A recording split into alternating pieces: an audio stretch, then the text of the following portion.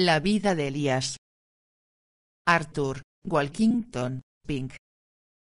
Los apuros de una viuda. Y fue a él palabra de Jehová, diciendo, levántate, vete a Sarepta de Sidón, y allí morarás. He aquí yo he mandado allí a una mujer viuda que se sustente. Primer libro de Reyes 17, 8 y 9. Notemos con cuidado la relación entre estos dos versículos. La significancia espiritual de la misma será aparente para el lector al decir lo siguiente. Nuestras acciones han de estar reguladas por 12 palabra de Dios para que nuestras almas puedan ser alimentadas y fortalecidas. Esta fue una de las lecciones más importantes enseñadas a Israel en el desierto. Su comida y su bebida solo podían obtenerse siguiendo el sendero de la obediencia. Números 9, 18-23. Obsérvese las veces que se cita el mandato, la ordenanza y el dicho de Jehová en este pasaje. Al pueblo de Dios de la antigüedad no le estaba permitido tener sus propios planes, el Señor lo disponía todo, tanto cuando habían de viajar, como cuando habían de acampar. Si se hubieran negado a seguir la nube, no habría habido para ellos maná. Lo mismo sucedía a Elías, ya que Dios ha fijado la misma regla para sus ministros y para aquellos a los cuales ministran. Han de hacer lo que predican, o ay de ellos. El profeta no podía tener voluntad propia ni decir cuánto tiempo iba a estar en Kerit ni a dónde iría después. La palabra de Jehová lo disponía todo, y obedeciéndola obtenía su sustento. ¿Qué verdad más escrutadora e importante hay en esto para todo cristiano? La senda de la obediencia es la única que contiene bendición y riqueza. ¿No descubrimos en este punto la causa de nuestra flaqueza y la explicación de nuestra falta de fruto? ¿No es debido a nuestra propia voluntad indomable el que nuestra alma perezca y nuestra fe sea débil? ¿No es debido a nuestra poca abnegación,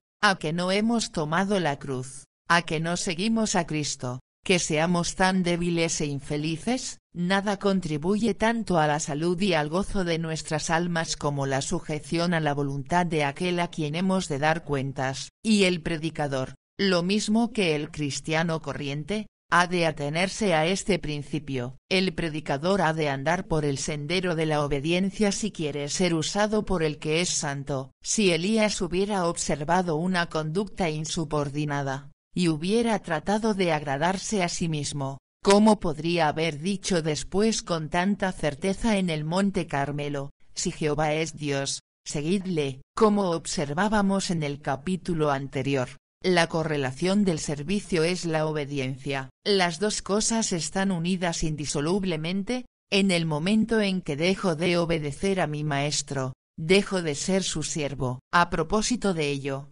no olvidemos que uno de los títulos más nobles de nuestro rey era el de siervo de Jehová. Ninguno de nosotros puede aspirar a alcanzar un fin más noble que el que inspiraba su corazón. Vengo a hacer tu voluntad, Dios mío. Digamos, empero, con toda franqueza, que la senda de la obediencia a Dios está lejos de ser fácil para nuestra naturaleza, exige la diaria negación del yo, y por lo tanto solo puede seguirse con los ojos fijos constantemente en el Señor, y con la conciencia sujeta a su palabra. Es verdad que en guardar sus mandamientos hay grande galardón. Salmo 19, 11, por cuanto el Señor no será deudor al hombre, no obstante, requiere dejar a un lado la razón carnal, e ir a Kerit para ser alimentado por los cuervos. ¿Cómo puede entender esto el intelecto orgulloso? Y, ahora, se le mandaba viajar a una ciudad lejana y pagana,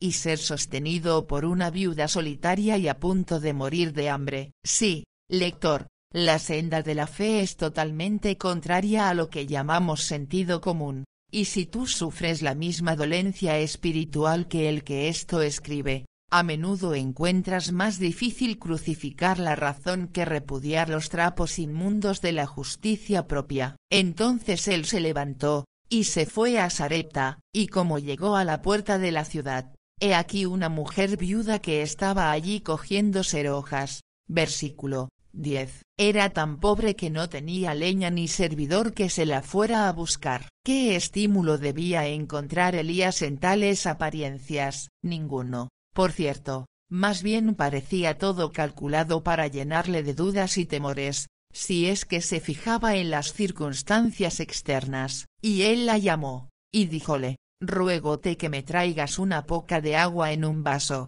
para que beba. Y yendo ella para traérsela, él la volvió a llamar, y díjole: ruégote que me traigas también un bocado de pan en tu mano. Y ella respondió: vive Jehová Dios tuyo que no tengo pan cocido, que solamente un puñado de harina tengo en la tinaja, y un poco de aceite en una botija, y ahora cogía 2 serojas, para entrarme y aderezarlo para mí, y para mi hijo, y que lo comamos, y nos muramos. Versículos 10-12. Eso era lo que esperaba al profeta al llegar al destino divinamente designado. Ponte en su lugar, querido lector. ¿No hubieras pensado que era una perspectiva sombría e inquietante? Empero, Elías no confería con carne y sangre, y, por tanto, no se desanimó por lo que parecía una situación poco prometedora. Por el contrario, su corazón se sostenía en la palabra inmutable del que no puede mentir. La confianza de Elías descansaba, no en las circunstancias favorables, ni en el hermoso parecer, sino en la fidelidad del Dios vivo. Por lo tanto, su fe no necesitaba la ayuda de las cosas que le rodeaban. Las apariencias podían ser oscuras y funestas, pero el ojo de la fe atravesaba las negras nubes y vela, más allá, la faz sonriente de su provisor. El Dios de Elías era el Todopoderoso, para el que todo es posible. He mandado allí a una mujer viuda que te sustente. Eso era lo que sostenía su corazón. ¿En qué se sostiene el tuyo? ¿Estás en paz en este mundo mudable? ¿Has hecho tuyas sus promesas ciertas? Espera en Jehová, y haz bien, vivirás en la tierra, y en verdad serás alimentado. Salmo 37, 3. Dios es nuestro amparo y fortaleza, nuestro pronto auxilio en las tribulaciones. Por tanto no temeremos aunque la tierra sea removida. Salmo 46, 1 y 2. Mas, volvamos a las circunstancias externas que se presentaban ante Elías al acercarse a Sarepta. Como llegó a la puerta de la ciudad, he aquí una mujer viuda que estaba allí cogiendo serojas. Dios había dicho a su siervo que fuera allí, y le había prometido que una viuda le sustentaría, pero no le había informado un hombre de la mujer, de dónde se hallaba su casa, ni del modo de reconocerla. Confió en que Dios le daría más luz al llegar allí, y no sufrió ninguna decepción al respecto. Toda incertidumbre acerca de la identidad de la persona que había de ampararle desapareció al instante. Aparentemente este encuentro fue casual por cuanto no existía cita alguna entre ellos. He aquí,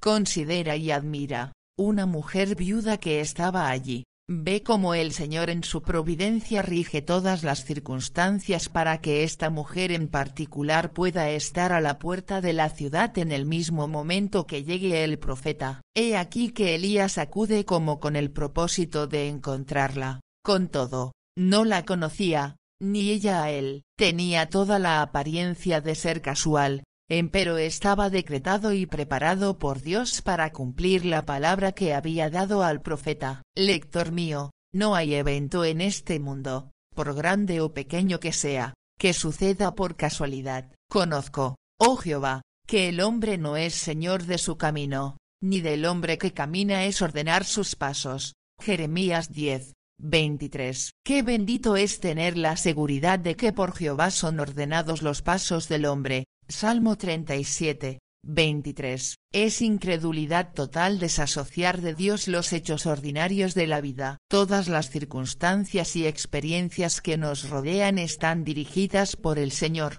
por cuanto de Él y por Él, y en Él, son todas las cosas. A Él sea gloria por siglos. Amén. Romanos 11, 36. Cultiva el hábito santo de ver la mano de Dios en todo lo que te sucede. Como llegó a la puerta de la ciudad, he aquí una mujer viuda que estaba allí. Como ilustra esto una vez más un principio acerca del cual hemos llamado la atención del lector con frecuencia, esto es, que cuando Dios obra, siempre lo hace de manera doble. Si Jacob envía a sus hijos a Egipto en busca de comida en el tiempo de escasez, José es movido a dársela. Si los espías de Israel penetran en Jericó, hay una Rahab esperándoles para cobijarles. Si Mardoqueo pide al Señor que libre a su pueblo amenazado, Asuero es vencido por el insomnio, obligado a buscar en los libros de las memorias, y a favorecer a Mardoqueo y sus compatriotas. Si el eunuco etíope desea entender la palabra de Dios,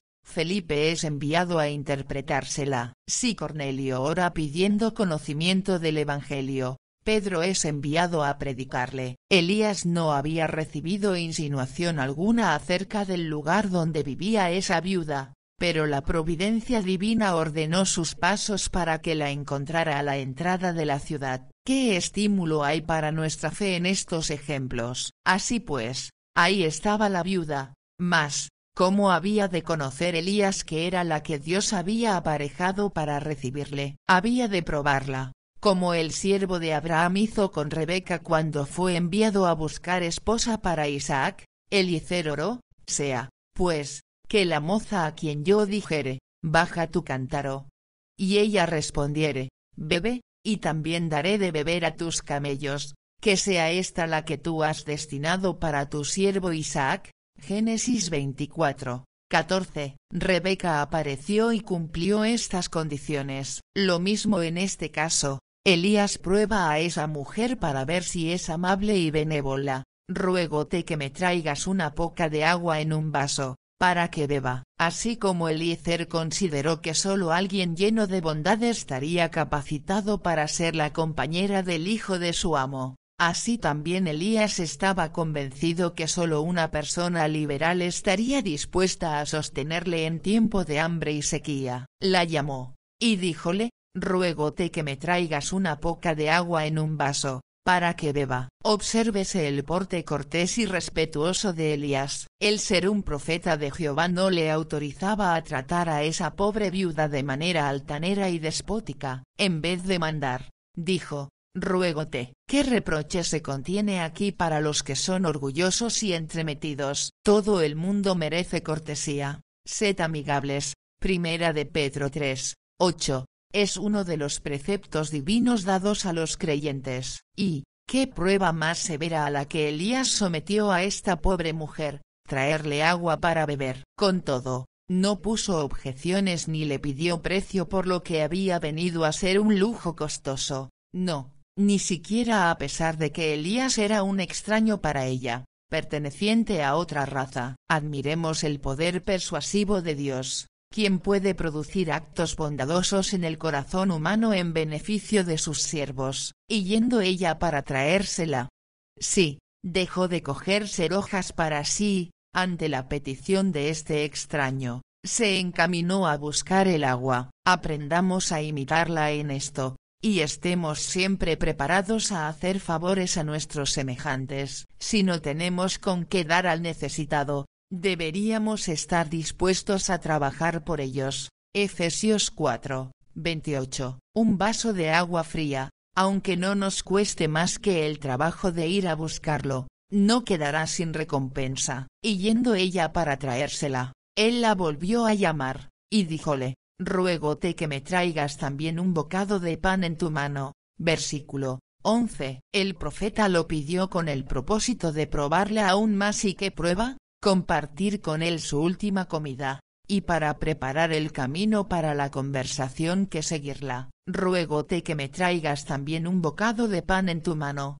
¿Qué petición más egoísta debía parecer? Qué probable era que la naturaleza humana reprochara tal demanda hecha a una mujer de tan escasos recursos. Empero en realidad era Dios quien le salía al encuentro a la hora de su necesidad más aguda. Empero Jehová esperará para tener piedad de vosotros, y por tanto será ensalzado teniendo de vosotros misericordia, porque Jehová es Dios de juicio. Bienaventurados todos los que le esperan. Isaías 30, 18. Pero esa viuda había de ser probada primeramente, como después otra mujer gentil fue probada por el Señor encarnado. Mateo 15. El Señor supliría en verdad todas sus necesidades, mas, ¿Confiaría ella en él? A menudo, él permite que las cosas lleguen a lo peor, antes de que haya una mejora. Espera para tener piedad. ¿Por qué? Para hacernos llegar al fin de nosotros mismos y de nuestros recursos,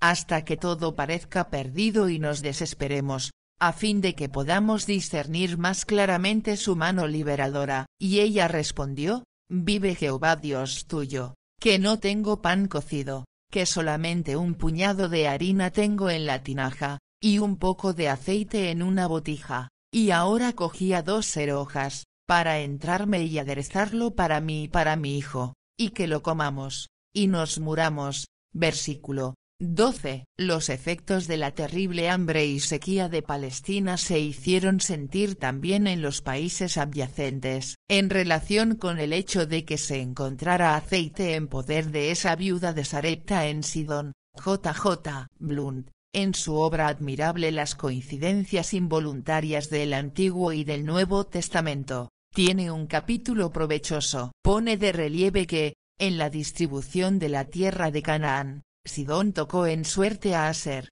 Josué 19, 28. Seguidamente menciona Deuteronomio 33, y recuerda al lector que, cuando Moisés bendijo las 12 tribus, dijo: bendito Aser en hijos, agradable será a sus hermanos, y mojará en aceite su pie. Versículo 24, indicando la fertilidad de aquella región y la naturaleza de su principal producto. Así, después de un largo periodo de escasez, podía encontrarse allí aceite. De ahí que, al comparar las diferentes partes de la escritura, veamos su armonía perfecta. Y ahora cogía 2 serojas, para entrarme y aderezarlo para mí y para mi hijo, y que lo comamos, y nos muramos. Pobre mujer, reducida al último extremo, sin nada más que la muerte dolorosa ante ella. El suyo era el lenguaje de la razón camal, y no el de la fe, de la incredulidad, y no de la confianza en el Dios vivo. Sí, lo más natural en aquellas circunstancias. Todavía no sabía nada de aquellas palabras dirigidas a Elías: yo he mandado allí a una mujer viuda que te sustente. Versículo 9. No, ella creía que había llegado el fin. Olí, lector, cuánto mejor es Dios que nuestros temores. Los hebreos incrédulos imaginaban que morirían de hambre en el desierto, pero no fue así. David dijo en una ocasión en su corazón: al fin seré muerto algún día por la mano de Saúl. Primer libro de Samuel 27, 1. Pero no fue así. Los apóstoles creían que se hundirían en el mar tormentoso, pero no fue así. Y ella respondió: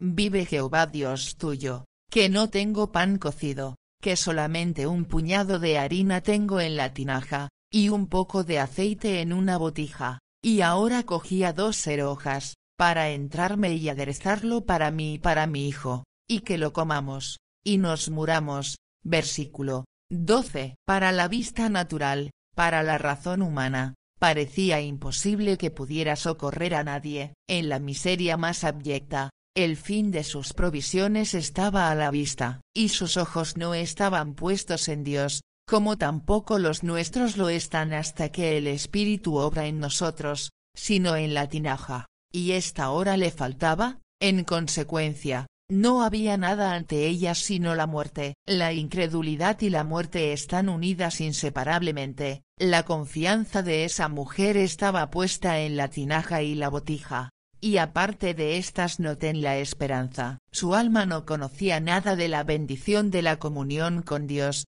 el único que puede librar de la muerte. Salmo 68, 20. Todavía no podía creer en esperanza contra esperanza. Romanos 4, 18. Vacilante cosa es la esperanza que no descansa en nada mejor que en una tinaja de harina. Cuán dados somos todos nosotros a apoyarnos en algo tan despreciable como una tinaja de harina. Y mientras así lo hacemos, nuestras esperanzas solo pueden ser limitadas y evanescentes. Con todo, recordemos por otro lado que la medida más pequeña de harina en las manos de Dios es, por la fe, tan suficiente y eficaz como los millares de animales en los collados. Pero, cuán raramente está la fe en práctica saludable. Demasiado a menudo somos como los discípulos cuando, en presencia de la multitud hambrienta, exclamaron: «Un muchacho está aquí que tiene 5 panes de cebada y 2 pececillos, mas, ¿qué es esto entre tantos?».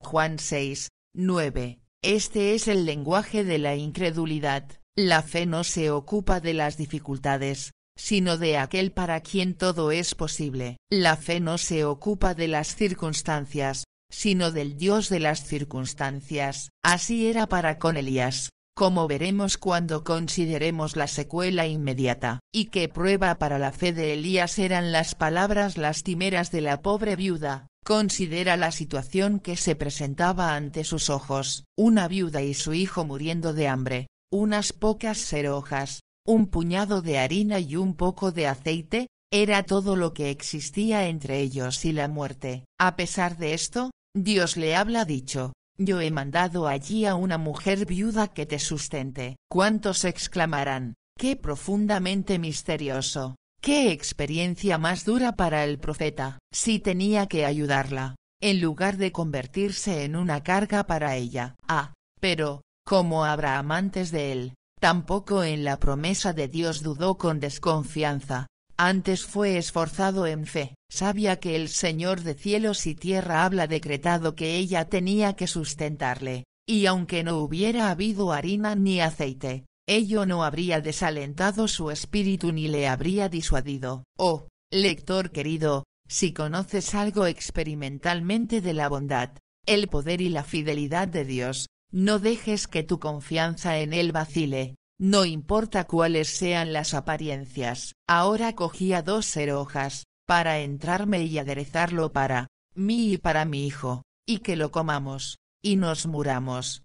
Notemos bien que esa mujer no dejó de hacer lo que era su responsabilidad. Fue activa hasta el fin, haciendo uso de los medios a su alcance, en vez de dejarse llevar por la desesperación, y de sentarse retorciéndose las manos. Estaba ocupada recogiendo serojas para la que creía plenamente sería su última comida. Este detalle no carece de importancia, sino que merece que lo consideremos detenidamente. La ociosidad nunca está justificada, y en la necesidad urgente menos que nunca. No, cuanto más desesperada es la situación, mayor es la necesidad de afanarnos. Dejarse llevar del desaliento nunca produce bien alguno. Cumple con tu obligación hasta el fin, aunque sea preparando tu última comida. La viuda fue recompensada abundantemente por su laboriosidad. Fue mientras andaba por el sendero del deber, el deber casero,